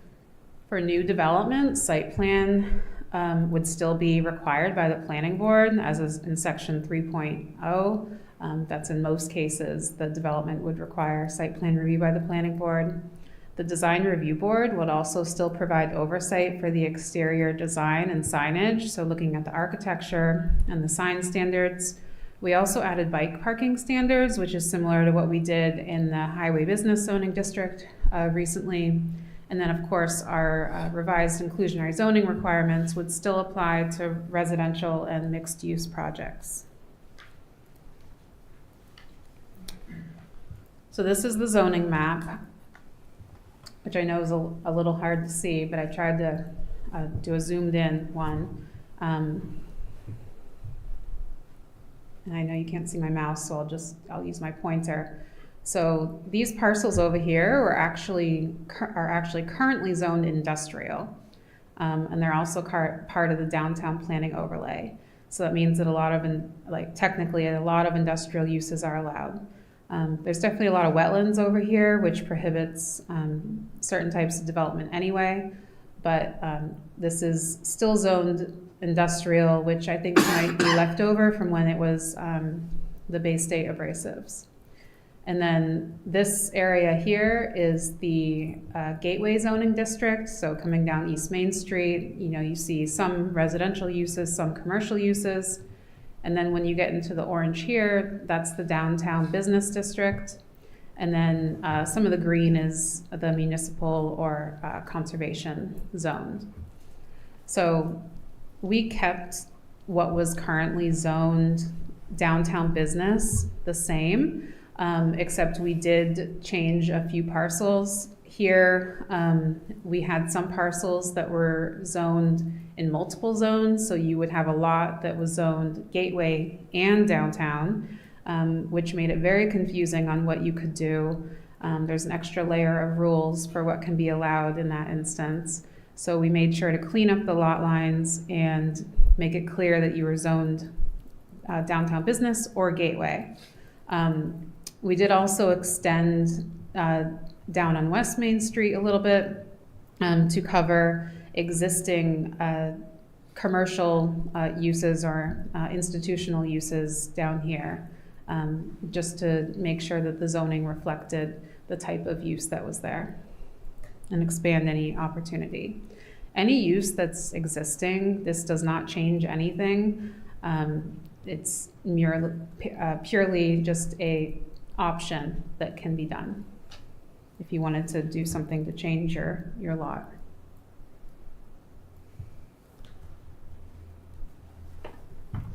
So the benefits of the amendments, I think overall, this supports the downtown revitalization that we found in the downtown plan and the master plan. It also supports economic development. We want to see those new businesses come in, new development. It increases tax revenue. And we want to encourage those small businesses and housing opportunities, especially downtown. And then one of my favorite things is it simplifies the zoning for property owners, saving us time from going back and forth and trying to make sure that we're consistent in our interpretation. So thank you. I'm happy to answer questions. Go ahead. So I have a couple of questions, if you don't mind. I noticed that some of the churches on the map were zoned as a business district. Is it because they are today in the overlay district, or this is new designation and it's typical for the churches to be included in this type of zone? So currently, I'm not sure which church you're referencing, but you were pointing actually on the map towards the bottom left, those last two parcels. yeah. There's St. Luke's Church on West Main Street, and then there is next to this Universalist Okay. church. Yeah. So those bottom left parcels, they are marked as business. Is it typical to be for the churches to be in a business, or it was just part of the business overlay district to start with? And This is the proposed. They're actually zoned residential right now. So that means that if the, let's say the church wanted to sell their property and sell the building for something else, they couldn't do anything besides be a church or convert to a single family home because they're in the single family residential zone. There are some other uses allowed in that zone, but it's mostly limited to single family residential. So by rezoning them to downtown business, that expands some of their opportunity, should they ever want to sell or even add a use to their property in addition to the church, they could do that under the zoning, the new zoning. so thank you. And along the same lines, is there any? Do you expect any negative impact to any of the residents or current residents of any of the buildings within this business district as a result of this redistricting? Because of the use or because of the change to downtown business? I don't expect so, really, because we didn't expand the district to really include many of the residential uses. Most of the properties, except for I think maybe one, are all already 2 or 3 family that we extended the zone to. So they're already a dense use. In addition, if there was a new development that wanted to come in and say they wanted to do 4 stories or 60 feet in height, if they are adjacent to that residential zoning district, there's also on top of that a 50-foot setback requirement. So it also lessens that impact to them. Okay, and maybe a final question. How do you envision this downtown change as a result of this? Well, district? hopefully we bring in more redevelopment of our existing buildings. There's not a lot of open space in downtown, but hopefully we can see some redevelopment of the existing buildings, attracting new businesses to come in, fill any vacancies, things like that. And are we gearing towards the businesses that will actually encourage people to use the downtown, meaning cafes, restaurants, those Yeah. type of places? Absolutely. So one of the things that the downtown plan looked at was how to attract uses that would make for an active downtown. So you typically want to see active storefronts where people are interacting and be able to walk through downtown. So maybe you can park in one spot and visit multiple locations. You can go to the restaurant. You can go shopping at a consignment store. You can go to a coffee shop. You know, you can do multiple things. So when we were looking at the types of uses, we definitely wanted to create an atmosphere that was active and people could have opportunities to go to many different places. Okay, thank you.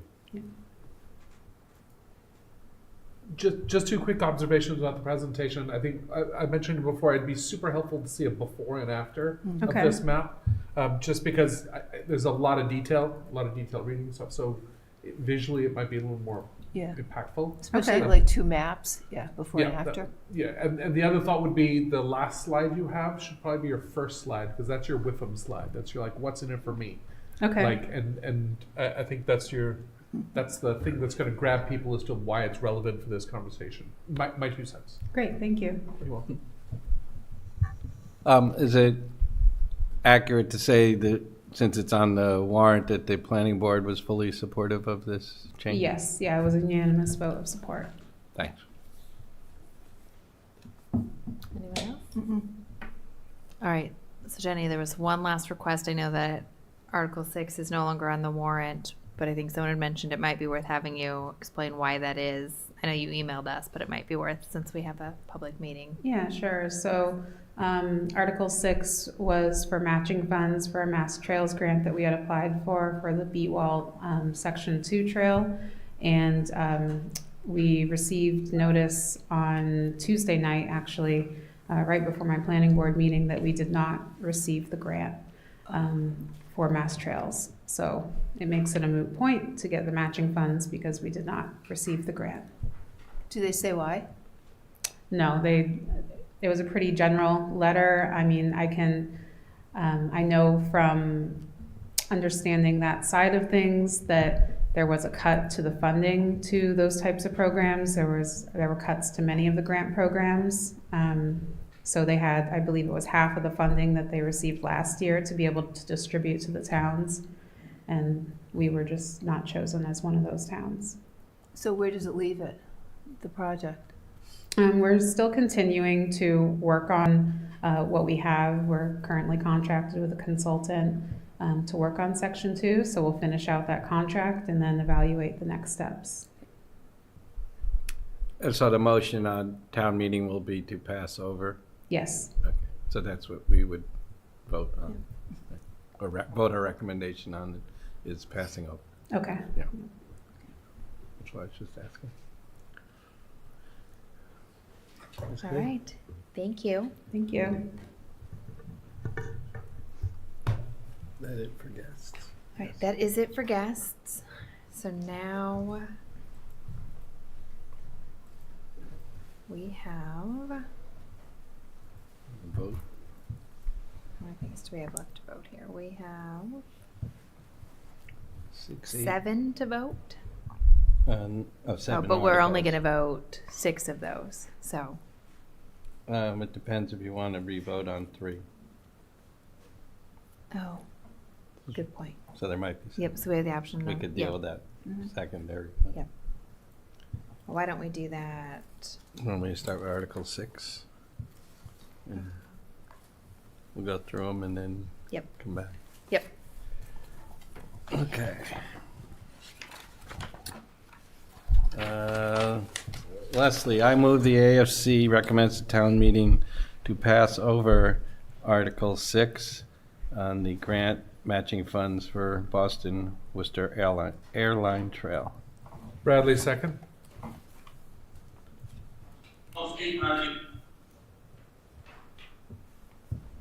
Did somebody say something?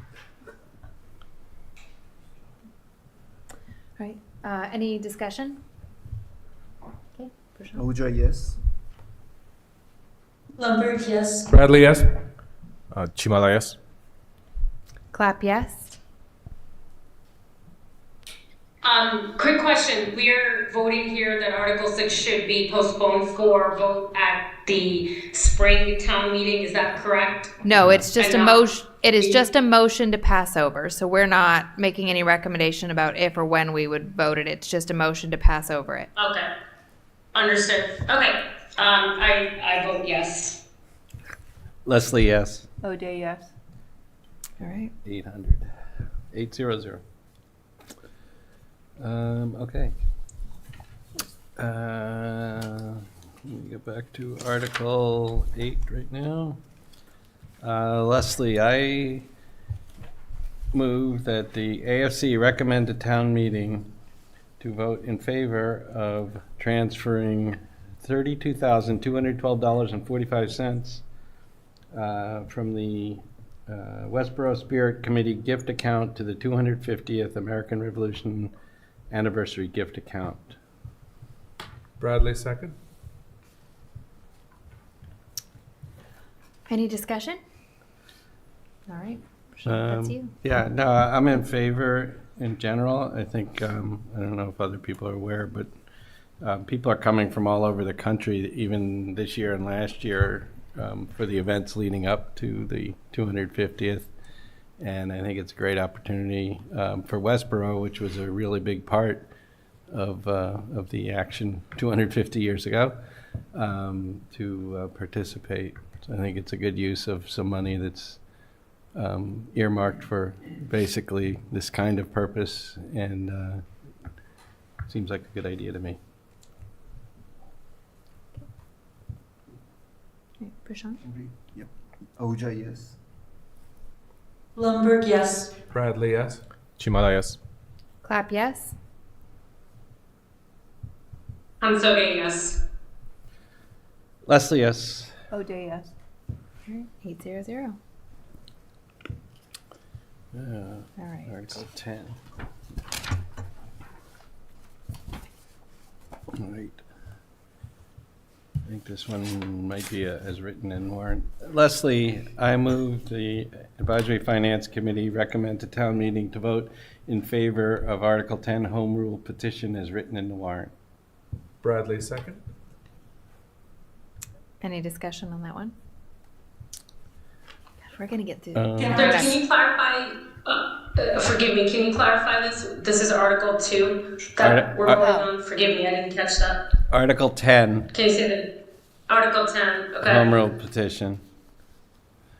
And what's the home rule? I'm sorry, I don't have my thing, I have a cat. It's blocking me from seeing. So which article is Article 10? It's the home rule petition that changes the minimum number of signatures you need for a Okay, thank citizen's you. petition from 10 to 50. Or any number. Okay. Or another number as may be Well, suggested. We're voting meeting on, floor. Depending on the. we're voting on the 50 here. If someone made an amendment, we'd have to Yep. revote.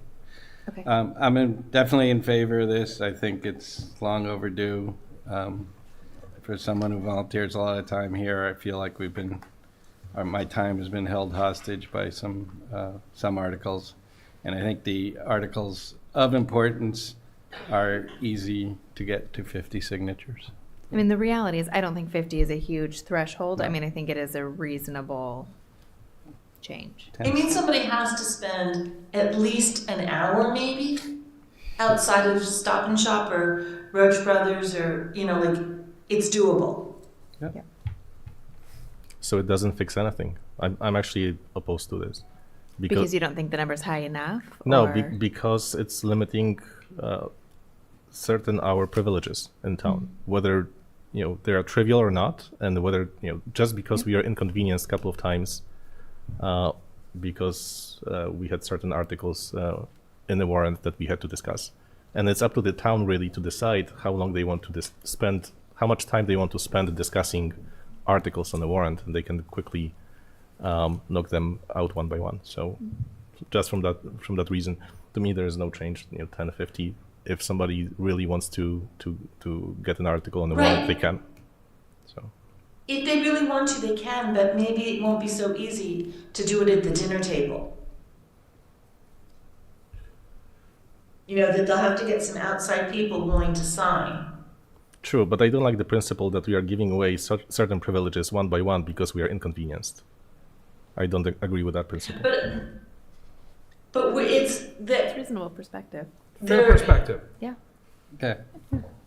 So one of my Thank you. observations was that I was concerned that this was going to drive people to the fall town meeting instead of the annual town meeting, because the annual town meeting is 100 versus the other one. But the fact is that hasn't happened. So, like, my original concerns that I had are unfounded. So, I'm okay with this slightly higher threshold. All right. Prashant, you want to kick us out? Yep. Ahuja, yes. Blumberg, yes. Bradley, yes. Chimarano. Clap yes. Insoge, no. Leslie, yes. O'Day, yes. All right, we're 6-2-0. Oh. Next.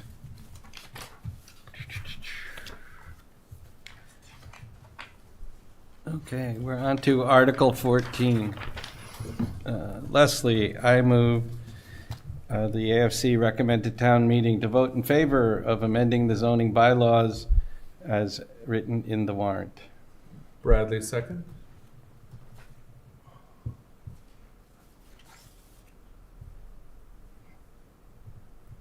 Sorry, you guys are too fast for my typing, apparently. All right, any discussion? All right, well, that was easy enough. Sorry, can you clarify what voting, this is the zoning bylaws and we are recommending, can we just clarify again? Can you baseline the position that we're contemplating here?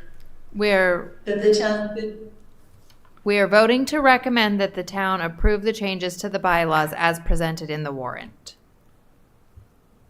It's the presentation we heard from Jenny a Yep. couple minutes ago. minutes ago. Yep. Ahuja, yes. Blumberg, yes. Bradley, yes. Chimara, yes. Clap yes. Sorry, I just want to make sure because there's a couple of components here. I think I can vote yes. Hansoge, yes. Leslie, yes. O'Day, yes. 8-0-0. Okay. All right, so then we have the two citizens petitions that we did not vote last week. So it's 15 and 16. All right. Should we discuss them first to get an understanding of the motion? Do we want to make a motion? Oh, yeah, I guess we should probably. Whether positive, Yeah. or if we do it positive and change it or whatever, I don't care. I mean, I Do think it there, either. we haven't really deliberated on them at all, so it's probably worth some discussion before we make a motion. Okay, so 15, sorry, let me pull it up. And I just add that if you want to defer and make your recommendation at the town meeting, I know the proponent is going to be presenting at next Tuesday's select board meeting. If you want to wait to hear that presentation. So if you want to save time tonight, you could always take the time to listen to that and then vote a recommendation at the town meeting. He actually presented here already, John. Yep. So, Yeah, I just didn't know if you wanted to see if anything had changed it. Just want to make sure you knew about that. Do whatever you want. we won't be able to, we would have to vote at town meeting because we'll be meeting on Tuesday evening and we won't be able to watch the select board Yeah, at the same that's time. true. We wouldn't see the select board So- meeting. Question. I presented at the, not a presentation, but for public comment, if you recall. So I had just the public comment opportunity, just to correct that. Okay. So, So Do you? True. I mean, would you guys prefer to wait until after the presentation Tuesday? Do we feel informed enough to vote? I'm ready We to have vote. to then vote live. I'm ready to at vote. town Right, meeting. that would be the challenge, right? Then we don't really have the opportunity for any discussion, right? It's quickly voting across the table while a motion's on the floor at town meeting, which, Well, be ahead of. or I town guess it would meeting, be before the meeting. Yeah, we could vote that but morning. still. Yep. Just to recommend to the Madam Chair. Sorry, I don't feel, if you can just tell me what the key features are of what we're gonna vote on now. We're talking about Article 15. Article So, 15. Yeah, if you haven't reviewed it yet, and I I'm don't think looking it's at up it, to us yeah. to do cliff notes, but. No, that's okay, that's okay. I'm just looking at it.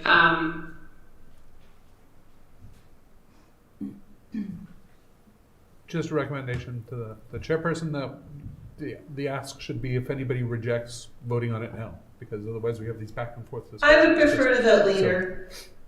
Okay. What did she say? I Beth- would as well. They both indicated they would prefer to vote later. So, I mean, I'm not opposed to, we can certainly vote it before the meeting. On the town floor, or? Okay. I mean, I So- think we could vote before the meeting, right? That gives us the opportunity to view the presentation at the select board on Tuesday, Yep. at some time between Tuesday and the following week when, right, we'll convene our meeting prior. So we won't have time for discussion at that point, but we can certainly vote before the meeting. So, Okay, so we will vote at town meeting for Article 15 and 16? so that was 15. I assume, Beth and Saroja, do you have the same? Okay. So Yes, please. All right, so yes, we will vote 15 and 16, which means we won't have any recommendation in the R&R Yep. or any comments. Okay? I just Then- had a, sorry. No, go for it. So I just had a question, since we had a presentation today from various departments on Article 3, and we had recommended to defeat Article 3, do we want to, does any one of us want to revisit that? That's what we were just It's like about you to just talk read about. my mind. That's where we're going back. We decided to do the other ones first and come back, but your timing's perfect. Yep. That was a setup. All right, So, just to refresh everybody, we voted 5-0 to recommend defeat of the article. Last time, the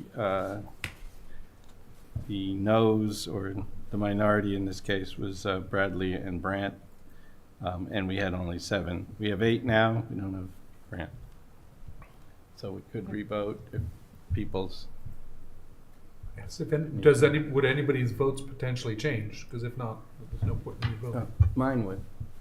Okay. Mine wouldn't. I would say mine would. So I think, given that, it's probably worth a revote. If we have We'd be, 3 that are swapping, then, we're in the ballpark, yeah. depending on, depending on Yeah. where the others lie. So, make a motion in favor it again, or All right, defeating it, or let's it start in doesn't really favor, matter? I guess. Yep, let's start in favor. Okay. First of all, I gotta get to the article again, because there's numbers involved. But also, I just want to point out while you're getting to that, this is like the largest audience we've ever had, and they're all here on an article we already voted. That's exciting. So we are going to, just for my clarity, we are going to revote on Article 3 as to whether or not we will recommend it, correct? Correct. Walter is going to make a motion in favor Okay. of recommending. Okay, And then we'll go from there, if it doesn't pass. all right. Leslie, I move that the Advisory Finance Committee recommends transferring $13,915 from Council on Aging salary and wages to Finance Department salary and wages, and $22,355 from Council on Aging salary and wages to Health Department salary and wages. Bradley, second? Any discussion? Just for me, I think we made a pervasive case tonight on the importance of the positions, I wasn't quite as in tune to that. I have my same concerns of moving forward. This one is particularly would be funded by that savings, but I think the people visiting today made a great presentation on the necessity of these positions and the effect of not having had them, which was information. So I'm willing to put this back in. I think it's, if it were me and it's my $5 of average single family home tax, I would support this. I think all three of these departments are important to our community. I mean, I agree. So I had initially voted against. I also sort of changed my perspective, not even just the compelling case for why these are important, but just the general idea that we tried something, we tried a dozen things, and these were the two most painful. And the reality is, I think we have to be willing to, as we're going through the budget cycle, say, well, maybe we could do without this position. And all of those are not going to be successful, right? So we can't expect the town to say, these are the cuts we think we can make and live with, and them to be correct every time. And if we say, well, you made the decision and it has to be correct and you're stuck with it forever, then it doesn't incentivize any sort of conversation about where can we make reductions in the future. We have to be willing to try things, say, nope, that wasn't right, put it back, and maybe try something different. And we've done it this time in a way that still manages, not significant, but a little bit of cost savings, which is also in the long-term beneficial. So I think that's what really changed my opinion, is I think that we just have to be willing to try and fail and try other things. I think we just had a really good conversation as well. You know, there was a lot of good ideation happening, and I think we're all really worried about, you know, what's kind of the fabric of what's happening in the organization in our town. So I think we're just, I know we're very concerned, right? But we had, I think, good dialogue, good open dialogue, and I think, you know, the department heads did a really nice job of explaining the impact of the changes. And as you said, some things are going to work and others aren't. So if we're brave enough to come back and say, yeah, some of these are really good points where we were able to eliminate some spending, and others were not so smart, and we tried it and it didn't work. So I would agree. Any other discussion? So for me. Prashant, you want to? Ahuja, yes. Lundberg, yes. Bradley, yes. Chimarano. Clap, yes. And so gay, yes. Leslie, yes. O'Day, yes. All right. We are now 7-1-0. Excellent.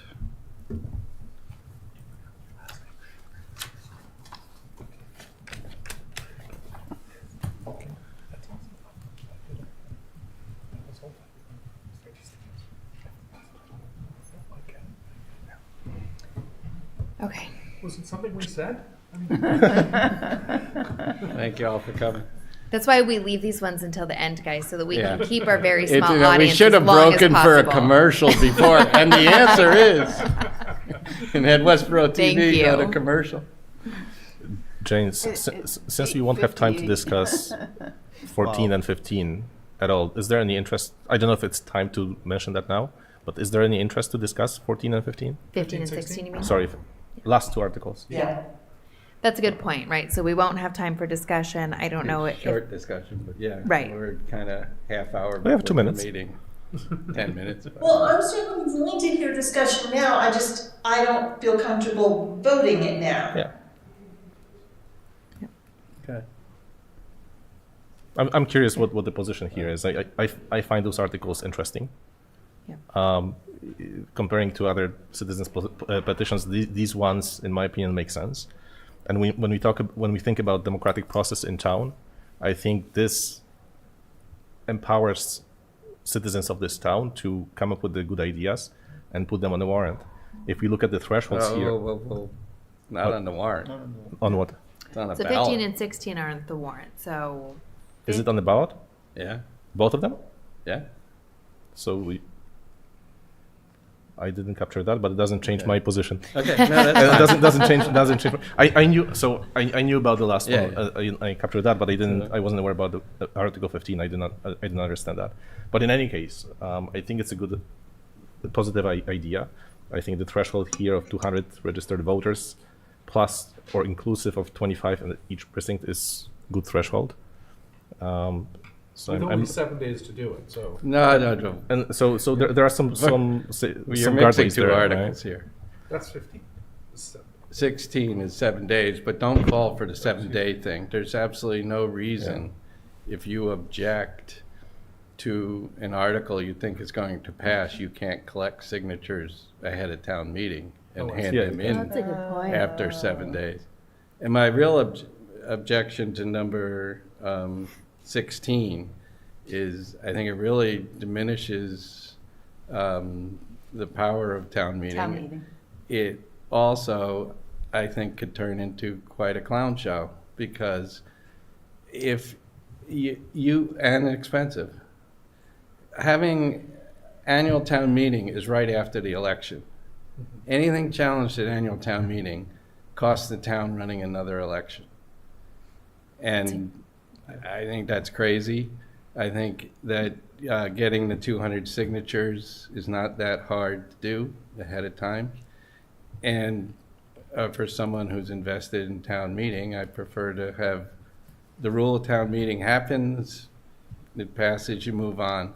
You don't wait 7 days. And then, well, let's say like the library, it passes, people do this thing, you're gonna have an election. Well, your bids go out to crap because they're only good typically for 30 to 60 days. Election ain't happening for a while. And I just see it as a very disruptive process that if you really want to do that, then let's have a mayor and town council. because I don't think that running off and bringing things to elections after you don't like the result is the right way to do it. I mean, That's the second one. The first one, my objection to it is generally having amateurs write, in essence, rules.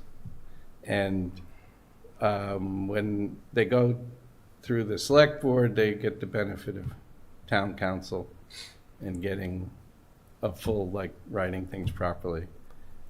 So is there today, so one of the benefits of doing that I see is that, I mean, we often have or hear people saying that, oh, there is 500 people attending the town meeting, so it's not representative of the whole town, and the whole town is not voting. We have much larger population coming to town elections, so that vote, having that possibility enables other people to vote as well. At least we will have larger population of voters, right?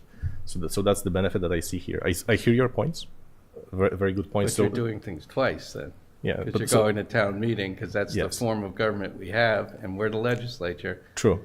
So And then you're gonna, in some cases, I mean, think about the budget, think about all these things. I just think it's gonna turn things into a crazy scenario. So my follow-up question is there today a mechanism for taxpayers to petition the town to put an article on the warrant to be discussed and voted on at the town meeting? On the warrant? Yes. Yes. I mean, Yeah, that's what that's- this is. That's what No, we're but discussing. No, because those are, so what we've experienced in the past is articles that were with the 10 signatures, they're non-binding articles. So my question they is could be there, binding articles. That was the choice Yes. of the people that wrote them. so they can be binding Because they were articles. asking for things that town meeting can't do. So if you came, like, I think Andrew's neighborhood did once and said, we want to put in a speed sign at the end of our street, and we want to raise an appropriate, $7,300 to do that or whatever, and they brought it as a citizen petition, and it passed, and it happens. So it is binding. The lack of bindingness has been that most of these things were stuff town meeting has no right doing. Okay. there were opinion polls of strange stuff mostly. True, but my question is or your answer is there is a mechanism where we can, so Yes. the taxpayers can bring an article to the warrant that is binding and can be voted on at the town meeting. Yes. Yes, it'd be binding if it's in scope of what town meeting can vote, yes. Yeah. Okay. As long as it is legally within the town's authority, The town meetings. town meeting's authority. So that's Yes. why we encourage people to talk to John and see what, before they write their articles, but, I see. because he would know.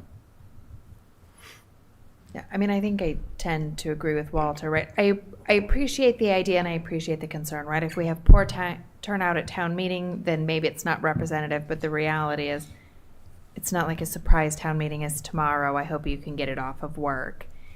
And if your concern is with that process, then I think it's a change to our legislative body, right? Our town meeting is our legislative format, and if you have issue with that, then I think it's looking at should we have a representative rather than town meeting format. No, but the information that you gave me that we can put a warrant, put an article on the warrant that is binding, that changes a little bit dynamic here. I thought that's not possible, and that's why we have non-binding.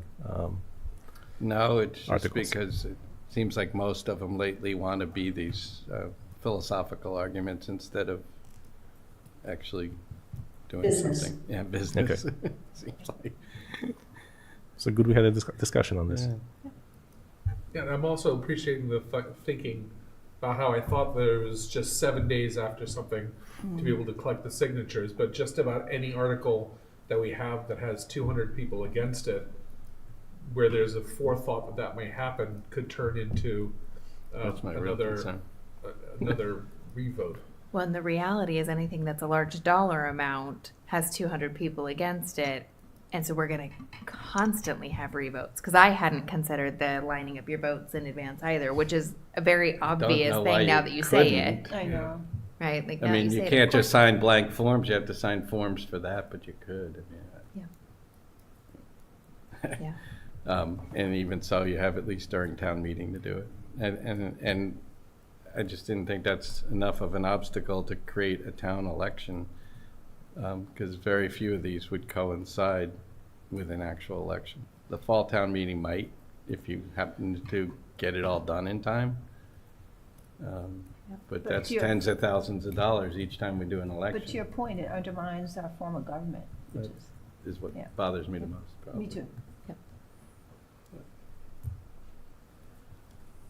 Anyway, I look forward to seeing the discussion at the select board and see what Mr. Savoy has to say and what they have to say too. All right. So we're meeting Tuesday, correct? So, yes, we posted an agenda for a virtual meeting Tuesday.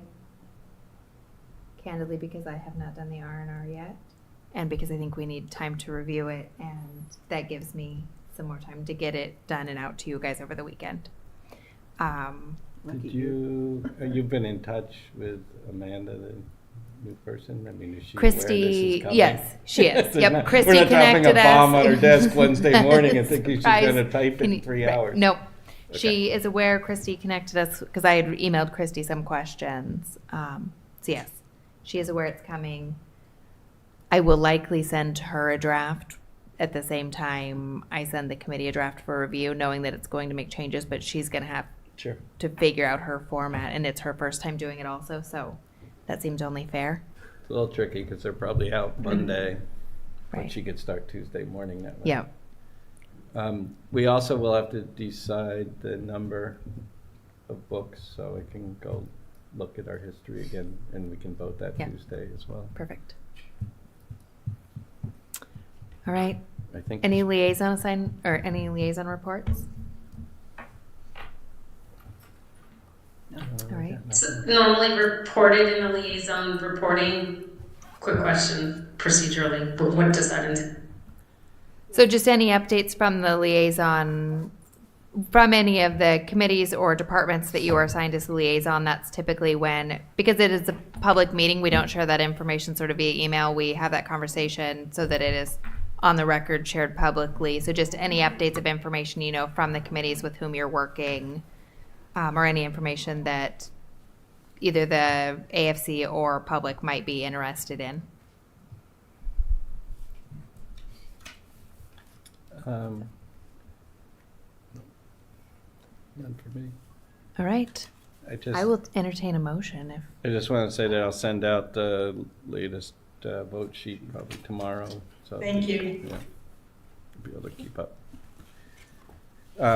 Move to adjourn. Bradley, second. Ahuja, yes. Lambert, yes. Bradley, yes. Chimara, yes. Clap yes. No comments. That was good. Ansoga, yes. Does that mean me? Leslie, yes. Oh, there, yes. And we are adjourned. Thank you, Westborough TV. Thank you all. Thank you.